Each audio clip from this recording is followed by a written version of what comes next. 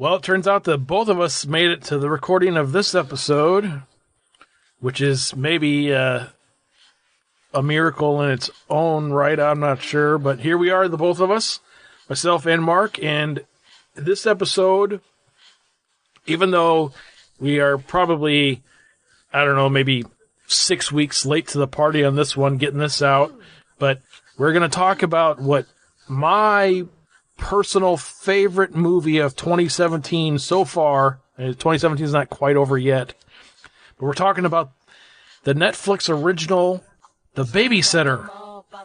You like this one more than It? I do like this one more than It. Really? Wow. Well, you've seen it like, what, 5 times now? Or 8, whatever. You know, nobody's really counting. Goodness. It came out on October 13th of this year. Yeah, it's kind of cool, like having these streaming services, you know. Seems like the quality of some of these made for Netflix films and TV shows are like almost superior to some of the stuff that goes to the movie theater. Well, and this one was one of those, almost falls in line with Stranger Things, really, because October 13th came and went. I don't think it was right away on that day. Maybe it was the following day, so Saturday the 14th. I was seeing all of the stuff pop up on Facebook and on Instagram about people saying, hey, checking out The Babysitter, and then coming back later and people saying, holy crap, that was great. And then I was like, oh, maybe I should check that out. And there had been a few movies this year that people, you know, like streaming movies, or not necessarily like a Netflix or Hulu movies or anything, but there's been a couple of these like straight to streaming type movies this year that people have been like, oh, hey, checking this out. And then I went and checked them out, and then I'm like, oh, that's not very good. But I don't remember if it was right away that weekend. It might have actually been right away that weekend, or maybe it was the following weekend. But me and my wife were like kind of hanging out like Saturday or Sunday afternoon. And like I said, I'm not sure if it was right away that weekend or the following weekend. But I was like, hey, you know, I've been hearing a bunch of stuff about this Babysitter. We should check it out. And we started it. And when you first are getting into this movie, if you have no idea what you're getting into, which at that time I had zero idea of what I was getting into, it kind of starts off like it's going to be this like goofy, kind of like middle school type of comedy kind of thing. And so you're kind of like, okay. And it was not that it was bad or anything, but you know, kind of like, oh, okay, this is what it's going to be. All right. And then you give it whatever it is, 20, 25 minutes into the movie. But man, once it gets going, it just goes full speed ahead for the rest of the movie. At least for me anyway, when I watched it that first time, once it started going, and then all of a sudden it's over and you're like, what? Wait, oh, it's over already? Come on! But it was one of those movies that when it was over, I was kind of like, we should watch that again. Your wife sat through the whole thing with you? Oh, yeah. She didn't enjoy the whole thing because she, up until it started getting it going, she was kind of like laughing and chuckling along with it.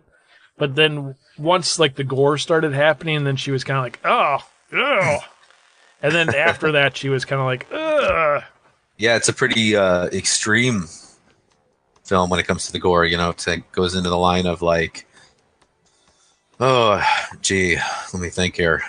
I can't even think of it. But like, it's got sort of the gore is done sort of in a humorous way, but at the same time, they take it to that really next level. I'm trying to think of a movie off the top of my head where that kind of along the same lines. For some reason, I can't come up with it. There is a lot of the over-the-top gore in there for sure.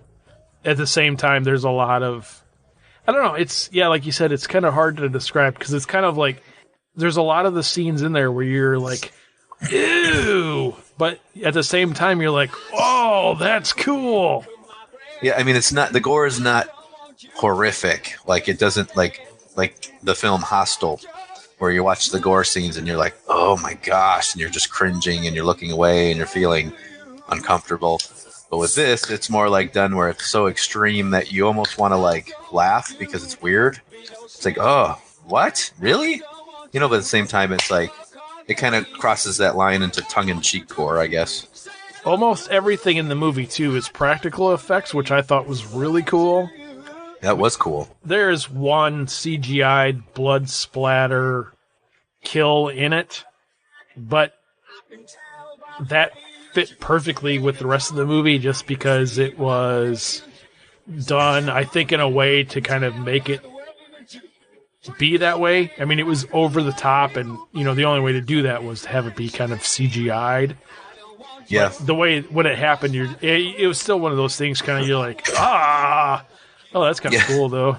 The tone of the film kind of reminded me of the remake of Fright Night with Colin Farrell. I don't know why I think that, but for whatever reason, it just, the way it was filmed, and it just has that tone to me. The lighting seemed similar, and the gore, I guess, and, you know, the character, the acting, it just had that kind of like tongue-in-cheek horror / comedy vibe to it, with the modern kind of take on it, but also like it was sort of had like a retro vibe too, which was sort of weird. Yeah. I don't know, maybe it was like the neighborhood scenes, like the suburban neighborhood stuff kind of reminded me of like, it seemed like something that could have easily come out in like the late 80s, but then with like the gore factor in this, it obviously seemed like modern day. So it was an interesting film. It was kind of a good find. I think you and I found it at the same time. Because I think when you brought it up, I had already seen a good portion of it, and I hadn't finished it yet. But it's kind of funny. It seems like mine's when it comes to Netflix movies, like, hey, we should do, and then like, how about The Babysitter? So I think it's like one of those films where popped up on Netflix at the right time, and you really fell in love with it. Oh, man. Like I said, I watched it that first time as soon as it was over, which doesn't happen very often for me anyway. But it does happen, it seems, more now to me than it has for a long time. I mean, I know this happened a lot when I was a kid, but yeah, as soon as it was over, I was like, you guys want to watch that again? And then it's one of those where, like, I will, because, you know, my wife usually ends up falling asleep on the couch before, you know, it's time to go to bed for me.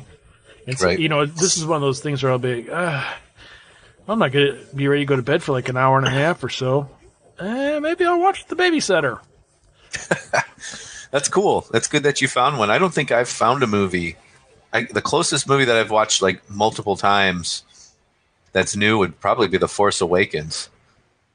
Other than that, I don't think I've really revisited a film over and over again in a while. Like, yeah, like just like you said, like when we were kids, it's like you'd grab a movie and just watch it over and over again. And I mean, that's why we know the Halloween, Friday the 13th movies so well, because we watched them so many times. But it's like that nowadays, it's like it takes a lot now to find a movie like that. Even It, which so far this year is my favorite movie of 2017.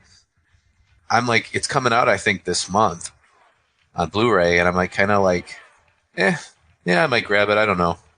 You know, usually if there's a movie I like, I'll grab it and I'll watch it like 10 times. But I don't know. Maybe it's an age thing. Maybe it's harder to have those movies that really connect with you that you watch over and over again. I think part of this with this particular movie is the fact that even though it is kind of a horror / comedy movie, and usually those, I mean, even though they're enjoyable for the most part, you know, like, for example, Wolf Cop, you know, that was one that we discovered kind of by accident, whenever that was 2-3 years ago. And that's one that I've seen multiple times over the years. You know, it's a good, enjoyable movie, but it's one of those where you watch it and you're like, yep, that's exactly what I was expecting. This one, though, even though this is a comedy movie, it's actually done really smart. The one thing I noticed, like, after the second and third viewing of this, is there is so much setup in this movie that you don't pick up even after just a couple of viewings. I mean, there's still stuff. I've seen the movie, like I said, probably 7-8 times, and there's still little things I'm like, oh, or even, like you'll catch like a one-liner later in the movie, and then you'd be like, oh, that's a reference back to 20 minutes into the movie. Oh, that's good. I mean, and it's full of those, and it's not just like, sometimes you'll see these movies and there will be like a running gag in the movie, or there will be like one or two of those things. No, in this one, I mean, it seems like it's every 5 minutes. There's like either a setup for something future in the movie, or they're picking up something that happened earlier in the movie. And it's just like, oh, that's kind of funny. That's cool, kind of a thing. And so, it's you're picking up on all of that. But then at the same time, too, even like I watched it. Well, it's probably been a week since the last time I seen it. I was home alone when I was watching it. It's one of those things. I'm still laughing out loud, and even some of the stuff, like we were saying before, like a lot of the kills are kind of over the top, but they're still, even though they're gory, they're still like enjoyable. Like I even like still find myself like, oh yeah, that's awesome when stuff happens. So. Yeah, I wish I should have probably watched it more than once, because I don't recall what you were talking about with the the references to things that happened earlier on. Oh, there are so many of them, and just spoiler alert, everybody. So, spoiler. Like for example, it opens with Cole being afraid of needles, and then of course that goes into later on.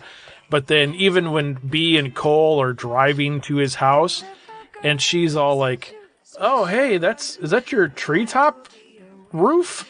And he's like, yeah, which ends up being, comes into later in the movie. But then there's another thing that references driving the car and getting it to jump and spiral just perfect the way you want it to. I mean, the whole thing is just filled with those. One of the gags that still to me always cracks me up is when we should give away not give away, but we'll explain the plot here in just a minute. But the two main characters, Cole and Bee, are driving in Bee's car, and Bee, of course, is going to be Cole's babysitter, and Cole makes the comment about how he feels like a Protestant, and then, he explains, well, you're my babysitter and I'm paying you to watch me, and she's like, oh, do you mean prostitute?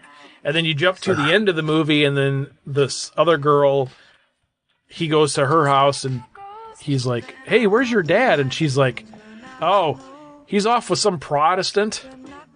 Oh. So, I mean, the whole movie is filled with that stuff, and it's just like stuff you pick up funny.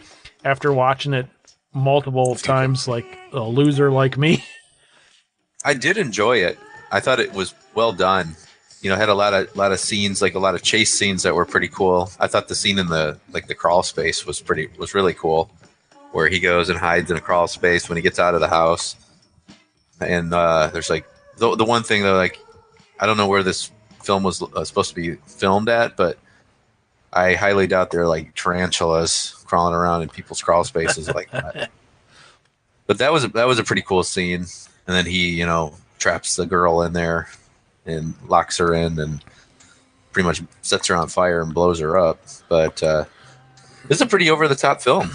Oh, it is. And the plot of the movie is pretty straightforward, pretty simple. And what it is you have these two main characters. You have Cole, who is this 12-year-old boy, and his babysitter, Bee, who is the stereotypical, like, overly sexual, overly hot babysitter. Pretty much the premise of the movie is Cole's parents are going away for a weekend out and about, which is kind of weird because it sounded like in the movie they're just going to the Hilton in town, but they're leaving for the weekend, and so, Bee is coming to babysit. Even though Cole is probably a little too old to have a babysitter, he still has a babysitter. And the premise of the movie is Cole decides he is going to stay up and see what happens after he goes to sleep. He pretends to go to sleep, and of course then B has some friends come over, and then they start in on this satanic ritual, which then all this stuff starts to happen, and all of these kills take place, and it kind of ends up being what did I tell you before? Like Home Alone meets Fright Night meets... I'm trying to think of another good one that it is. But, I mean, it's kind of like a Home Alone type story, but like a grown-up Home Alone type story. Yeah, it's got that vibe for sure. A lot of pretty intense, gross kills, too. The one thing that I found funny with this movie that still holds true to this day is, this is a new hot movie, and I think it's fairly popular. Maybe it's not. Maybe not as many people have seen it as I thought would have seen it by this point. But my 2 teenage kids refuse to watch this movie. Why? Because Bella Thorne is in it. What's her... I don't know if you remember me telling you this before, but back when we did our Tiffany episode, we were talking about like a modern day Tiffany. And I had mentioned how Bella Thorne was maybe like a modern day Tiffany. Yeah. Well, she's one of these Disney girls, and her Disney days are behind her, and she's like, 21, 22 now. She's not doing like the whole Miley Cyrus thing, really, but she's making a lot of movies, and she's made a bunch of horror movies in the past couple of years. Because not only did she do this one, and she's not a star in this one at all, but she kind of has a prominent role in this one. There's another movie that I'd watched recently that she's in as well. But every time I bring it up, like, hey, you guys want to watch The Babysitter? Like, I'm not watching Bella Thorne. Like, what? Really? So I don't know what the deal is with that. She's losing her former fan base? I think that's what it is. Like, maybe she like somehow pissed off her former fan base. Because, interesting. Like I was telling you that I'd watched that new Amityville movie, Amityville Awakening, and she stars in that, and that's actually a pretty good movie. So, yeah, I heard that. I heard some good things about that movie. Yeah, it's pretty good. It is pretty enjoyable, and I've been meaning to check out some of her other stuff that she's done just to see what it is. So, like some of the horror stuff. But like a lot of these people nowadays, like, you look at her IMDb page and she has a couple of horror movies, but then it's like, oh, she voiced this like elf character in this cartoon. I'm not going to watch that. Right. Yeah, I wasn't familiar with her, and you did say about the Amity thing. We talked about that a little bit. Yeah, I don't think your boys probably watched the Disney show that she was in. So, and your daughter's probably a little bit too old for that. So I think that came after her time. So she's like kind of like the Hillary Duff. Like my daughter had the Hillary Duff Disney days. Oh yeah, it would have been after that. Yep. I wonder what the Disney star of today is. Huh. Well, I'm sure we'll be talking about her in like 5 to 6 years in some obscure horror movie. Yeah. Wonder if Hillary Duff has done any horror yet. Oh, I don't know. She's got to be on the. I was gonna say, has she done anything recently? She's got to be on the list for the next Netflix horror flick or something. Maybe she'll play Laurie Strode's daughter in the next Halloween movie. Yeah. You never know. Actually, I didn't even get to my notes yet. The one thing I was going to say that we kind of touched on early on in the episode was, we've said it before, but I mean, Netflix just kills it with some of the stuff. And I know that Netflix is putting out so much stuff anymore that I'm sure there's a lot of stuff that's not good at all. And then there's other stuff that kind of probably just ends up going under the radar. But this one overall I thought they killed it for sure. When we talked about like the Wolf Cop episode, whatever that was, 2 years ago, I guess. But prior to Wolf Cop, I was always kind of on one side of the fence when it came to these horror comedy things. The biggest example of that would be, which I've never went back and revisited this. I should give it another chance. But when Shaun of the Dead came out, I got like 5 minutes into that movie, and I was like, oh, these guys are making fun of horror. Screw this. And I turned it off, and then I never went back to it. But man, I tell you, this horror comedy stuff, like this movie just makes me laugh and makes me cringe. And a couple of the things I noticed with this one was it kind of had that stereotypical, well, like kind of what you were saying before, like that reminiscent of the 80s cast in this. So it had your hot lead final girl in quotes, because I mean she wasn't really the final girl. But then you had your jock guy. You had Sonia, who was the Asian girl, but she was wearing a beret. And then you had the stereotypical black guy. But they weren't self-aware of their character types in the movie, which I thought was kind of smart. Because I think that would have turned me off if the black guy would have been like, oh, damn, I'm going to die first. Shit. Yeah. Right. Even though he did die first, but it didn't turn me off. It didn't seem like a self-aware horror movie by any means. No, not at all. Not at all. But I mean, it was kind of its own thing. It was just the thing I kept thinking of when I was watching this. You know, this is a movie put out by some guys who are horror fans, and they wanted to put out a good movie, and they got some money, and they got Netflix to say, oh yeah, here's however many millions of dollars, go and make this movie. And they went and did it. And they did a killer job. It's a great movie. The one thing I wanted to talk to you about before we wrapped stuff up was, did you ever have a hot babysitter when you were a kid? You know what? I would say I did. Yeah, I had, you probably don't remember, but I had like, on the north side of my house, there was a yellow house on my childhood home that I grew up in. And there were 2 teenage girls that lived there. And the older one, who was a bit hotter than the younger one, she was my babysitter. So yeah, I'd have to say yes.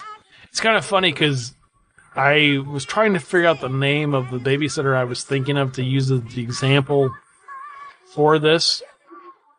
And I texted my mom, and my mom doesn't even remember me ever having this babysitter. But when we lived in the town that the two of us grew up in together, I had a babysitter that lived like 3 or 4 houses down from me. And I specifically remember a couple of times after my parents had went out doing whatever and come home, and my dad and myself would walk the babysitter home. And I want to say her name was Heather. I have no idea what her last name was, so it doesn't matter. But I asked my mom, and my mom was like, you never had a babysitter that lived just down the road from you. And then she kept trying to say that the girl that used to live across the street babysat me. And I was like, no, that's not true at all, but whatever. The one I had was, I'd say probably an 8 on a scale from 1 to 10. Yeah, I think mine was roughly the same way. But I was trying to remember, do you remember the last time you had a babysitter? Well, my grandma kind of took over the duties afterwards, so she was kind of like the person who kind of came over when my parents went out somewhere. Like in terms of a neighbor or teenage girl babysitter, I was probably, gosh, I don't know. I can't even think of like how old I would have been.